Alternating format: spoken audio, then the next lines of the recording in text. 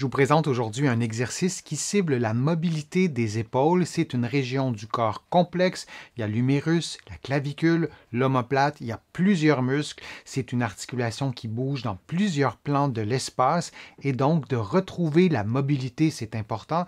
Et parfois, on est un peu démuni, chez soi à la maison, pour trouver un exercice simple qu'on peut faire sans accessoires pour retrouver cette mobilité. On peut vouloir faire l'exercice dans un contexte d'AVC, lorsque l'AVC a touché à l'épaule, et là je fais une immense mise en garde, vous devez suivre les indications et les contre-indications de vos professionnels de la santé. C'est toujours un peu délicat de vous proposer des exercices, par exemple dans un contexte d'AVC, parce qu'on peut avoir 1001 tableaux cliniques, ça peut vraiment varier beaucoup d'une personne à l'autre. Parfois l'épaule n'est pas touchée du tout, dans un contexte d'hémiplégie, parfois on ne peut plus bouger l'épaule du tout d'un côté. Alors vraiment, suivez les mises en garde et aussi, c'est important pour moi de vous présenter certains exercices qui se présentent comme ça dans une vidéo de façon relativement simple parce que je sais que vous êtes plusieurs à ne pas avoir accès à des soins de réadaptation après avoir fait un AVC. Parfois, on a de la rééducation intensive. Parfois même, on n'en a pas ou pas beaucoup. Donc, j'espère que ça pourra vous être utile. Après un AVC, lorsque l'épaule est touchée, on peut avoir de la difficulté à bouger l'épaule. Comme je le disais, l'exercice pourra vous aider à récupérer une partie ou peut-être la totalité de la mobilité en suivant mes mises en garde. Vous faites l'exercice debout. Vous pouvez aussi faire l'exercice couché sur le dos. Je vous le montre debout. C'est exactement le même exercice si vous le faites en position couchée. Ça peut même être complémentaire de le faire dans les deux positions. Donc, debout, en préservant un bon alignement entre la tête, les épaules, le bassin et les pieds, bien sûr, les mains jointes, vous allez lever les deux bras jusqu'à environ 90 degrés, puis vous allez revenir à la position de départ.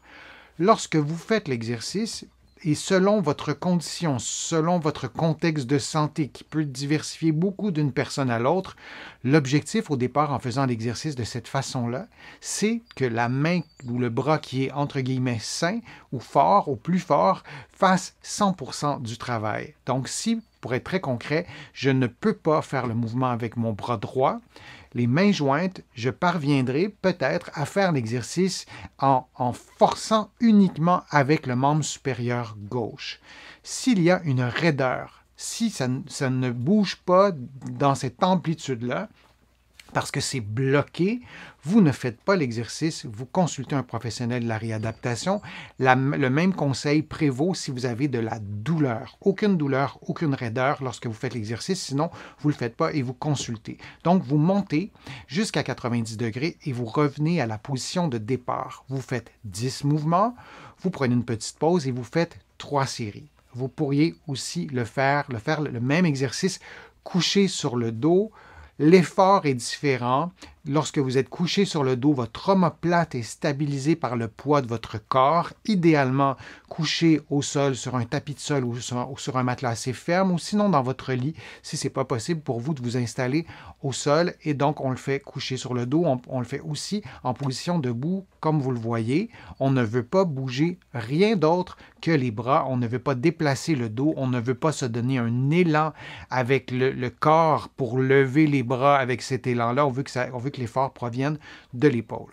Pour augmenter le niveau de difficulté, vous montez, vous faites le mouvement vers le haut en forçant avec le bras qui est fort, le bras qui est sain. Et lorsque vous descendez, vous tentez de faire aussi le mouvement, de forcer aussi avec le bras qui est touché, le bras qui est plus faible ou le bras sur lequel vous voulez vous concentrer. Et donc, vous levez en forçant beaucoup avec le bras qui est plus fort et vous tentez de redonner du poids, de redonner de cet effort au bras qui est plus faible.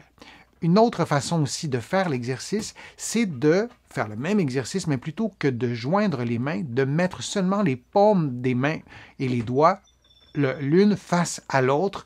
Et donc, il y aura moins d'efforts. Le côté plus fort pourra quand même aider, mais votre côté que vous souhaitez stimuler devra travailler un peu plus.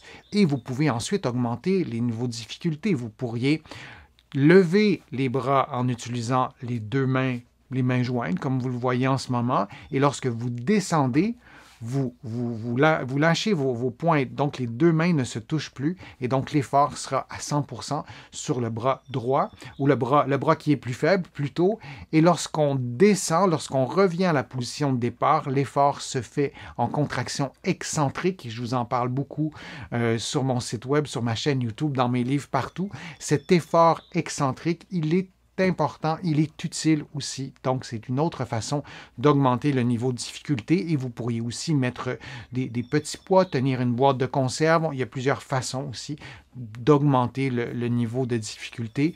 Vous faites donc 10 mouvements, vous répétez 3 séries et vous adaptez tout ça à vos capacités physiques.